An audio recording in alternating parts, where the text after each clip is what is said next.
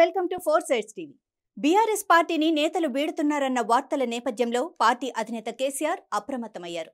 తాను ఉన్నానన్న భరోసా ఇచ్చేందుకు రంగంలోకి దిగారు. 2019 లోక్సభ ఎన్నికల్లో బీఆర్ఎస్ పార్టీ 9 స్థానాలను గెలుచుకుంది. వచ్చే ఎన్నికల్లో ఆ పరిస్థితి లేదని ఫీలర్లు ప్రచారంలోకి వచ్చాయి.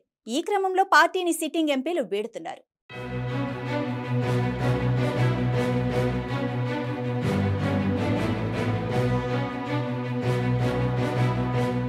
Zaheerabad MP B B Patil, Nagarkurnool MP P Ramulu BRS పార్టీకి జలకిచ్చారు. ఇద్దరు నేతలు భారతీయ జనతా పార్టీలో చేరారు. బీజేపీ ఫస్ట్ లిస్టులో బీబీ పాటిల్కు టికెట్ దక్కింది.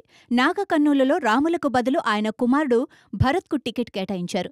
మరో ముగ్గురు సిట్టింగ్ ఎంపీలు బీఆర్ఎస్ పార్టీ వీడేందుకు సిద్ధంగా ఉన్నారని ప్రచారం జోరుగా సాగుతోంది. బీజేపీ నేతలతో సంప్రదింపులు జరుపుతున్నారని, రేపో మాపో కమలం గూటికి చేరటం ఖాయమని అంటున్నారు. మరికొందరు నేతలు కూడా బీజేపీతో చర్చలు జరిపారని ప్రచారం జరుగుతోంది. భద్రాచలం ఎమ్మెల్యే చెల్లం వెంకట్రావు సీఎం రేవంత్ రెడ్డిని కలిశారు. ఈ క్రమంలో కేసీఆర్ నేతలకు ధైర్యం చెప్పేందుకు ఇవాళ కొందరు పార్టీ నేతలను కలిశారు. మరికొందరితో ఫోన్లలో మాట్లాడుతున్నారు.